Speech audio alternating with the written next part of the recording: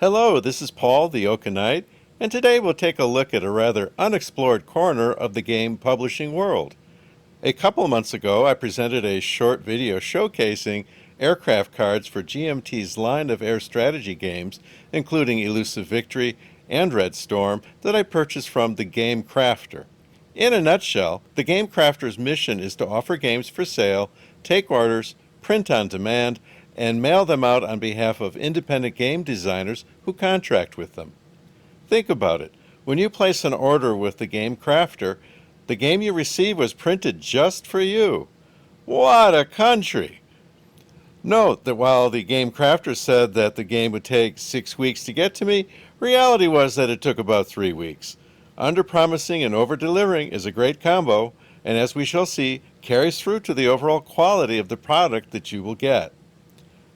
The Tactical Workshop designed the cards that the Game Crafter prints and sells on their behalf, and when I did a deeper dive, I found that they also designed a series of Battalion-level Napoleonic games marketed as the Fixed Bayonet System. Since this was all new to me, my guess is that very few of you guys have ever heard of it either. So today, I will give you an overview of 1811 Albuera, Volume 1 of the Fixed Bayonet System, published by the Tactical Workshop through the Game Crafter and designed by Frederick Delstanches. Diving in, the game comes in a beautifully printed, glossy, and sturdy box. The cover art is beautiful, and the reverse has all the customary background, artwork samples, and game metrics that we have come to expect. The only thing a bit unexpected is the half-height box lid that actually seals the box pretty well. Both complexity and solitaire ratings are given as high. I'd place the Fixed Bayonet System at a 7 on the 9-point GMT complexity scale, the lighter end of advanced. The solitaire rating may be a bit overstated, however, as the leader activation mechanic requires each player to secretly select a leader from their deck and compare. I think that some minor rules engineering can mostly take care of it, but as published, I put the game at a 6 on GMT's scale for solitaire suitability, the high end of medium. The game bills itself as good for 1 to 2 players, with playing time of 6 to 8 hours for a full battle. Personally, I have found that most games underrepresent playtime, but 6 to 8 hours gives me hope that the game can be played in a single, extended 10 to 12 hour session. Hope does indeed spring eternal. Opening the box and removing the brown packing paper, we see our first glimpse of some really cool, glossy, and nicely big game counters. A couple of the box cover's artwork foldovers, for the lack of a better word, were not glued in place. Easily fixed, I'd recommend simple white glue unless you are a woodworker and have better stuff. Ask me how I know that. The game's contents come packaged in suitably sized Ziploc bags. All components are secured within and come with a remarkable new ink smell that you generally do not get in a mass-produced game. Each package contains a card advising you that the contents have been laser cut and will require some edge cleanup. Counters easily separate from their sprues and clean up by wiping with a soft tissue. Based on previous games I've had that were laser cut, the cleanup is easy and takes no more time than punching and corner clipping. The combat unit counters of infantry, cavalry, and artillery are 3/4 of an inch square and come with artwork suggesting each unit's uniform. Given that there were 3 national armies represented at the battle, the units give a circus-like appearance of color.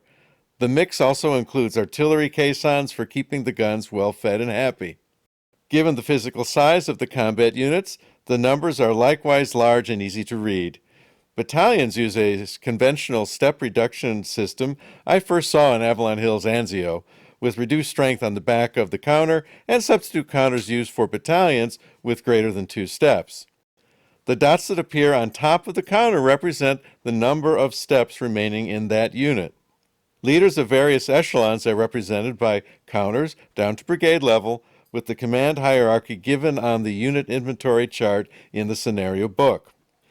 Leaders are also represented by small cards that are used in the leader activation mechanic.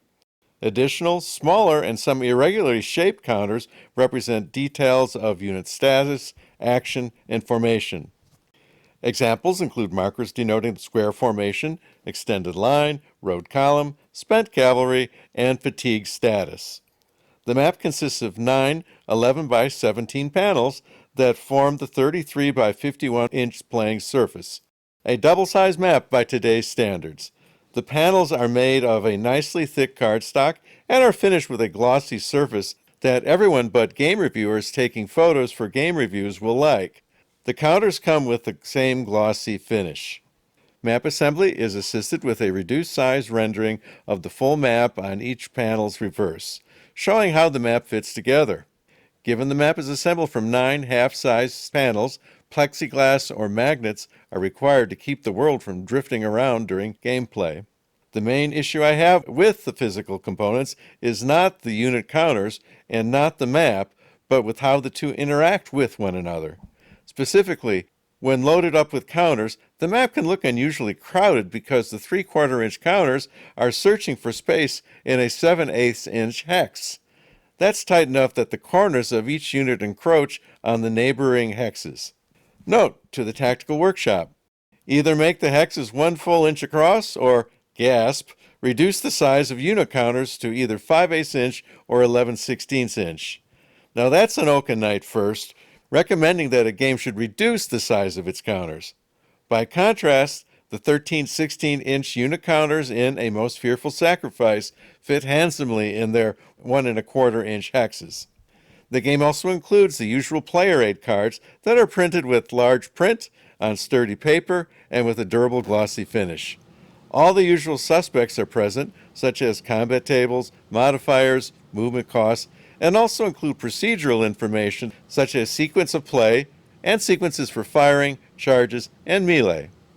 Finally, the package contains 2 booklets, one of 40 pages, of which 35 are actually rules, plus another with information on playing and setting up the historical scenario, plus 1 hypothetical scenario. The full-color booklets are slightly undersized, measuring 10 inches by 8 inches, but use every scintilla of space with almost no margins on the pages. Paper stock is high quality, as is the, you guessed it, glossy finish. Print font is okay, with the font size being 1 step smaller than I'd like to see, but is readable as it is. Examples and illustrations are small but present, and also show the hex versus hex size issue I described earlier. The so-called battle booklet provided key scenario information for the 2 scenarios, including a unit setup map and a page showing the Army organization for each of the main armies present. Note that the charts are also 10 inches by 8 inches and are too small to hold the unit counters. The Tactical Workshop has full-size PDF files available on their website that will hold all the off-map units and step-reduced replacement counters. They are quite nice. I printed them off on 80-pound linen cardstock and finished with a light coat of satin clear. Or you could just laminate them and be done. Here are some of the key mechanics of gameplay. It is by no means exhaustive. This is not a lightweight game. First, activation. Like A Most Fearful Sacrifice, the game is driven via construction of an activation deck. Players secretly select 1 leader from their leader deck, whereupon their initiative is compared. The higher initiative leader chooses which of the 2 leaders is on top of the activation deck. Then, the player whose leader is not on top chooses an additional leader from his hand that may trump his opponent by passing an initiative roll. Leaders are activated from the top of the deck created.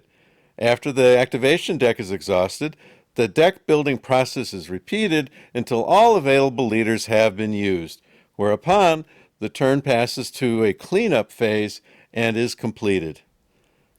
Second, orders. When activated, Army leaders may issue orders to subordinate leaders. Orders are carried to the intended recipient via an aide-de-camp. Orders are not written, but rather a counter identifying the affected formation is placed on the map. Once received, the order recipient checks for its acceptance each turn. When accepted, the order marker placed earlier is flipped to its activated side and creates an operation zone consisting of a 3-hex radius around the order marker. Formations under active orders move towards and fight in their operation zone. Third, Formations.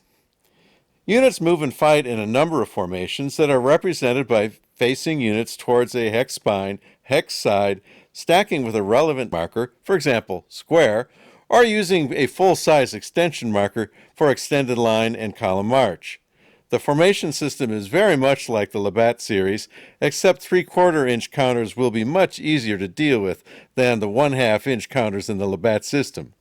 Unlike Labatt, there are all the unit performance values on the face of the counter. The reverse contains the unit at a different step level. Fourth, formations track fatigue as they are used on a fatigue track. Once fatigue reaches a critical level, the formation's performance degrades. Fatigue may be recovered by entering reserve status. Fifth, combat. Combat is divided into fire combat and charge/assault. Units shoot and charge during their activation. Assault takes place in a separate phase after activation is complete. In summary, for some time now I have been hoping to find a battalion-level Napoleonic system that had the crunchiness of Labatt, but with a more streamlined design making it a tad more playable. On the other hand, regimental systems such as Hexasystem's excellent Eagle series generally abstract much of the Napoleonic details out of the design, sacrificing detail for playability, but also allowing players to simulate much larger battles with reasonable time and space constraints. So far, the Tactical Workshop has focused on 2 smaller battles, allowing players to deep dive into Napoleonic combat, yet retaining a life outside of gaming. From what I can tell, the fixed bayonet system offers an advanced yet playable design with the potential to fill that very niche. And if you decide to give it a try, you'll be supporting a small game design company, no doubt putting their blood, sweat, and tears into the design.